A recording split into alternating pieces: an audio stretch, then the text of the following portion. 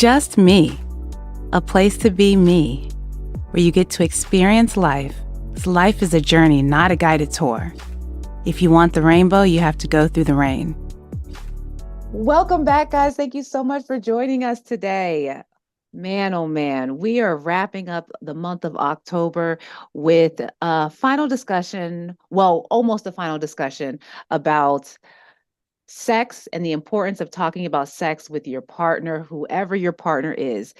This week, we're going to be talking about the importance of talking about sex with your partner, especially if your partner has a history of sexual trauma or any type of trauma.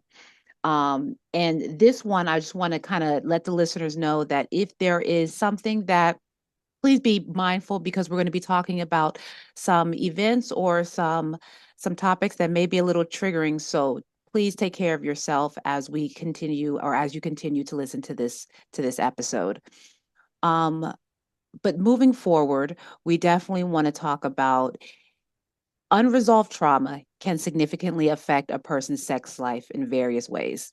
It can impact their libido. It can impact, which is their desire to have sex. It can impact their willingness to be vulnerable and trusting their partner in new relationships. It can also impact trusting friends, other relationships moving forward. It doesn't have to be a partner that you're intimate with. It can just be people who are in your lives in your life.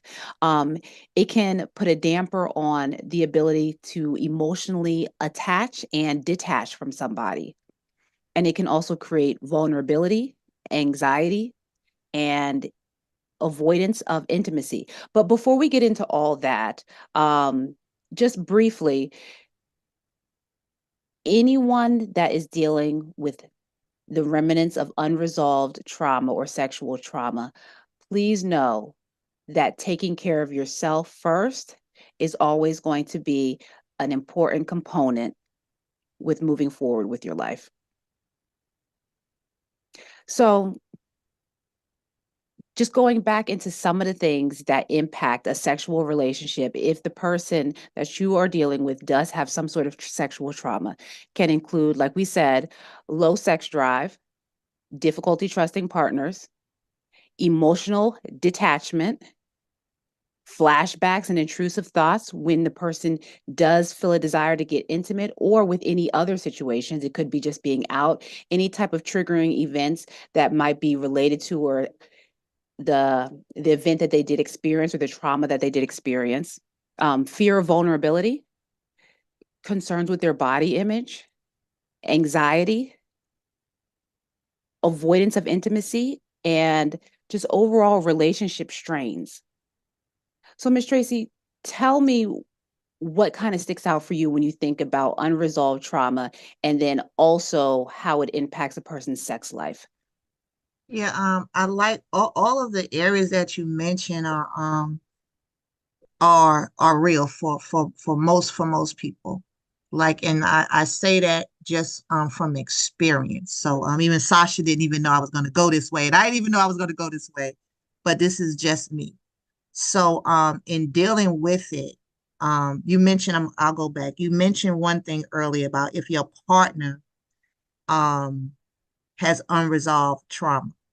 Sometimes in relationships, it's not just one partner, it's both individuals are coming into a relationship with unresolved traumas.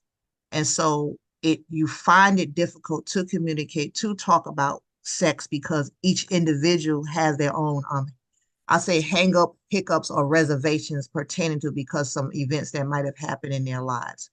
So I know for me, in dealing with some trauma from my past. I was a victim of molestation and rape.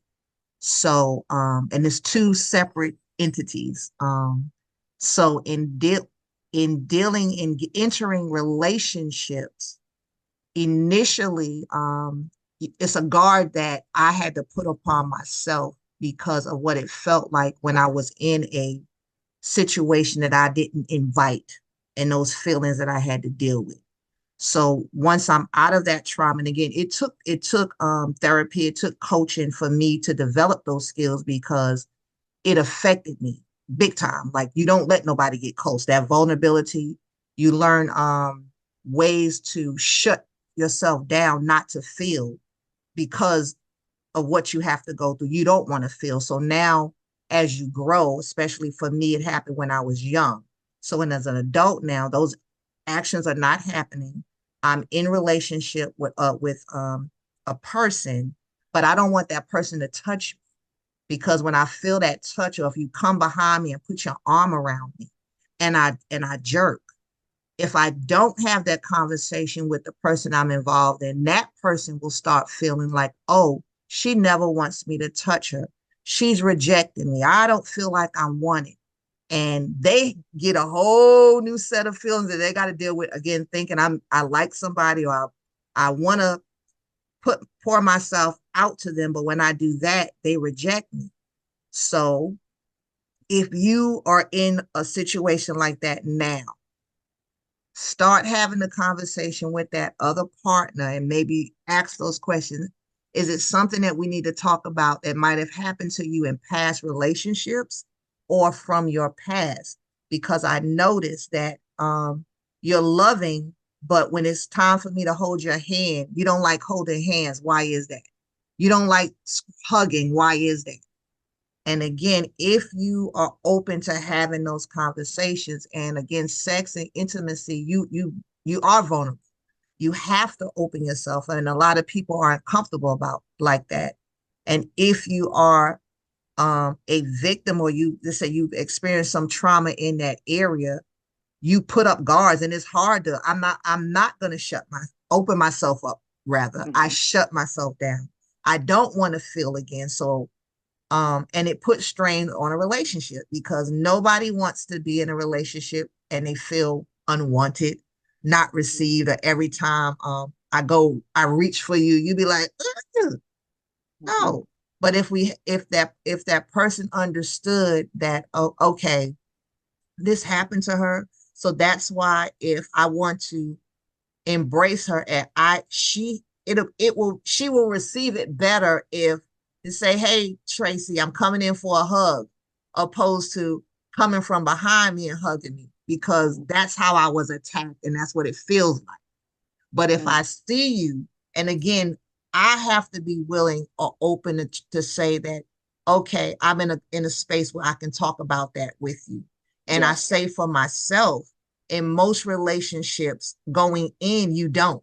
Because it's like, I don't know how long I'm gonna be with this person. So they don't gotta know all my business. So, so you reluctant to share. Mhm. But once you've become comfortable enough and you begin sharing those things, then that person that you are with, um, you should be mindful of how they receive your truth. And you know You're what? good, you're bad, and you're ugly, because some people can't handle it, and you have to be okay with it because you want them to be able to handle you the way you need to be handled, because you can't handle me like any other girl because any other girl had been through what I've been through. Or you Mhm. can't handle him like any other man because any other man didn't go through what he had to go through. So when he tells you those things, you have to say, okay, how do I protect him and not hurt him when I go in for him or for her for those areas? Go ahead, Sasha. And on the same platform, on the same playing platform. Um, so I will say that I've worked with a couple of different survivors of sexual assault, and it's been men and women. Mm, Um, and one of the things that we have discussed in our sessions is the idea of, after the person has had that sexual experience, that traumatic sexual experience, and then they're coming in for counseling. And I ask them, okay, so have you shared this sexual experience, this trauma, with your next partner or with other people that you are potentially going to be in a relationship with or having sexual interactions with? And the answers, I would say about 80% of the time, are no, I haven't yeah. had. And then we would go down that to go down the path of, so you're willing, and this is not a judgment question, but I just want to make try to get some understanding. So you're willing to have sex with somebody else, but also not share about something that is very important along the lines of sex that has happened to you. Is Yeah. that fair for the person you're having sex with? And is that fair to you? It really is it. And again, everybody experience is different. And I can only speak from my own in this instance.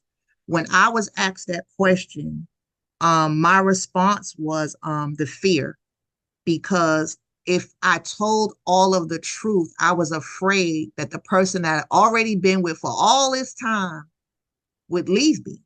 Mm, And the clinician was like, why would you think they would leave? Well, I was like, because if they knew what I did, and they asked the question, but you didn't do it, it was done to you. mhm, And it was like, okay. And we kept going. She kept going through series of questions to get it to where, like, you know, when I got to digest, like, Tracy, these things was not your fault. Um, the impact that it's having on you, and when I look at the relationship, it's having an impact on the relationship, mhm. because we're arguing about the same thing, and what it comes down, the Your current sex. relationship. Yeah, Mhm, we're talking about the sex within that relationship. But I can't say the reason why I just do that is because this is what happened to me, because I'm embarrassed, I'm ashamed. I don't want you to know that, but that's not fair. yeah. That's, again, that's not living my full truth. And it took a lot. um it's a emotional, a vulnerable position to put yourself in. But when you get that breakthrough, oh my gosh, how much more you can breathe.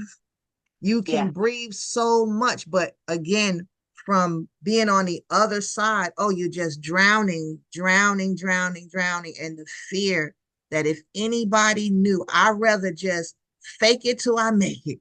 Like, Mm, oh, it's gonna be over. But no, when it's up in my head and I keep pressing replay, rewind, or sometimes it's even pause, because you get stuck in what happened 15, 20, or 30, or 40, 52 years ago, mhm. still stuck. And that's where the mindfulness come in.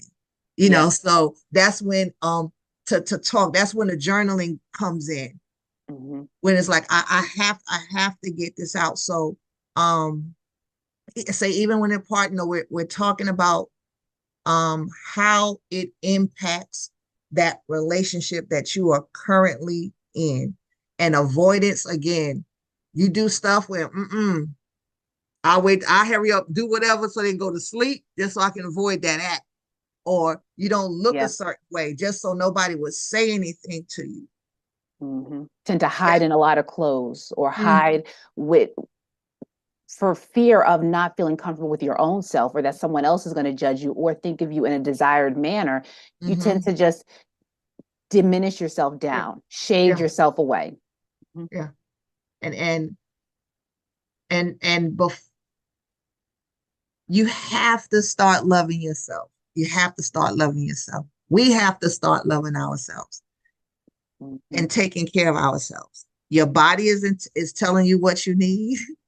You're telling yourself, like, I don't need, why am I still here? Why am I still in this relationship Mhm. if it's doing nothing but tearing me down? Miss Tracy, And how then I can long? take a break Mhm. until I can build myself up. And then I can come and be good with somebody else. But they say hurt people hurt people. Yes. Yeah. And we get with people because we're hurting. Mhm. Miss Tracy, how do you, because I also, I know that you and I both work with people, just counseling them and working with them through different journeys of their life. Is this getting support if you are a survivor of sexual trauma, or you are with someone who has had sexual trauma and you are being the partner and supporting? Is it one and done session? Like, how long does it really take to really Oh, get no, no, through no. that process when It's working with it's somebody? yeah, it's a process, and each individual case is different. Everybody's core beliefs are different. I'm grounded more and rooted in my faith now. So in those areas, it's free for me to talk about it now because I've been delivered from it. Mm-hmm. And everybody don't speak of deliverance, so it is different from for people. So the things that had my mind stuck in those situations, through prayer, that's what I use for my self-care, through meditation. Again, my strength comes through my faith. Mm-hmm. So whatever it takes within my faith, if I have to stay in the word, if I have to fast, whatever that structure looks like for that situation, then I go into that, and I do that until I find my freedom within it. And for me, when I find freedom, I know what it's like not to be free, and I don't want to go back. So I Yeah. do stuff intentionally. And if I find myself experiencing those same feelings, I've learned those tools that, okay, if I feel this, then I do this. If Mm-hmm. I see this, then I do this.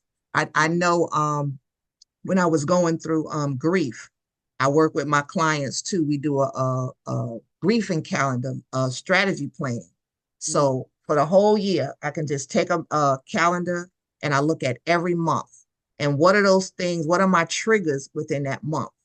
And if the first week of December, every single day is a red mark because those things I've had, my triggers are those that I can look and say, the by the third week of November, I gotta prepare myself because next week I'm finna walk into a whole lot of memories that's Mm-hmm. going to be like boom, boom, bam.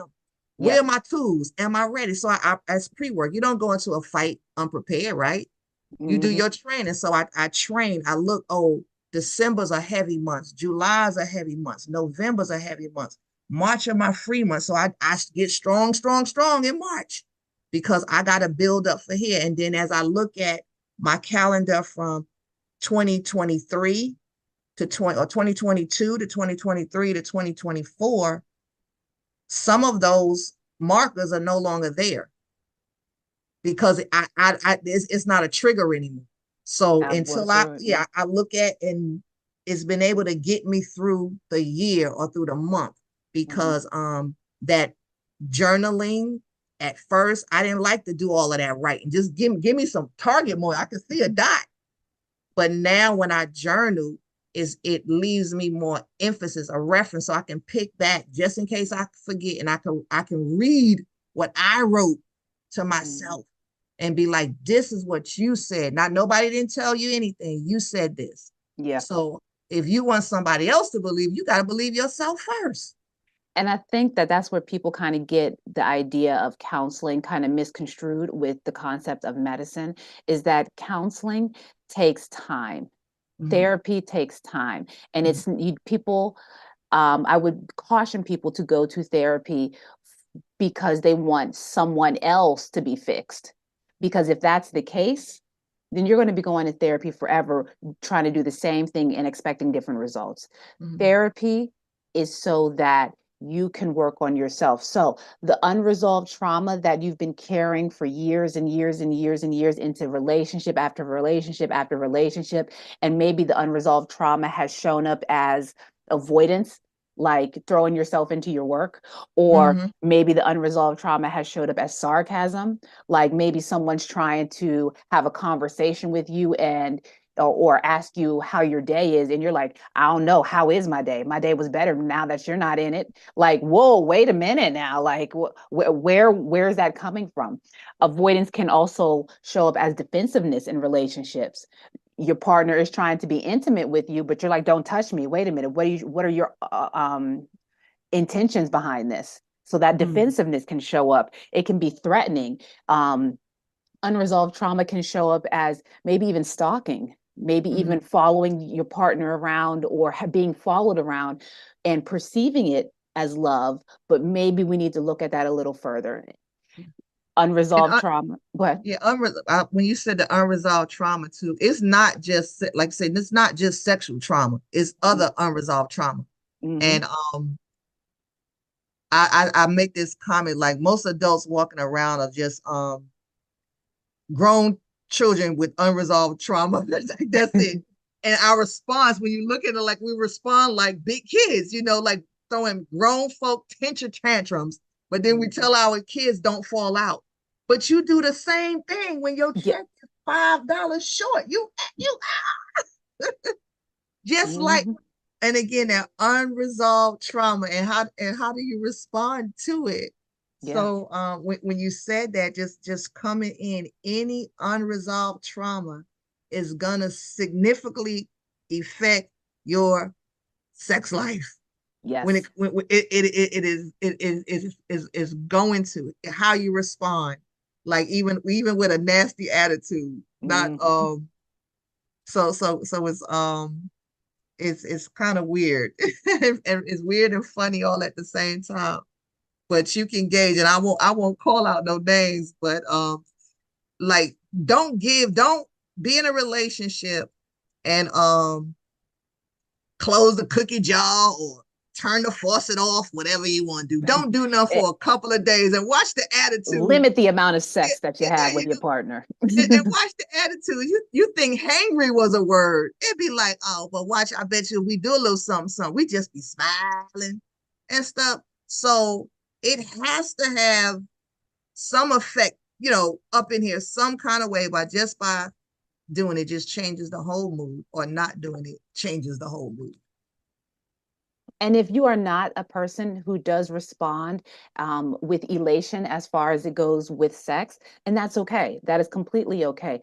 But also having those conversations with your partner or the person who has interest in you, so that they can understand what's going on. Um, any last thoughts? I think we're good. I think we're good. So thank you guys so much Yeah, I for. got a last thought. I need to make an appointment with my wellness coach. Yes, I have a wellness coach too. Yes, yes. We all need support. We all have support. It's a matter of who you reach out to for your supports. So until next time, guys, take care of yourself so that we can all take care of each other. Bye. Thank you so much for listening to Just Me Therapy podcast. If you are seeking further one-on-one diagnoses, interventions, and treatment plans, please consider scheduling an appointment with an individual counselor at Journeys Counseling Center, located in Greensboro, North Carolina. Journeys can be reached at 336-294-1349. The mission of Just Me Therapy podcast is to use authentic conversations to uplift one's mind, body, and soul. The goal of Just Me Therapy is to offer affordable education and insight to individuals who experience financial barriers to accessing individualized behavioral health care services. With that being said, the information, including opinions, advice, and recommendations discussed in this podcast, are intended for individual, informational, and educational purposes only. Such information is not intended to substitute the recommendations of your own licensed therapist or healthcare professional. Although we are licensed behavioral health professionals, we are not your licensed behavioral health professional. As a result, the advice mentioned on this podcast should not replace the recommendations offered by your own qualified health professional.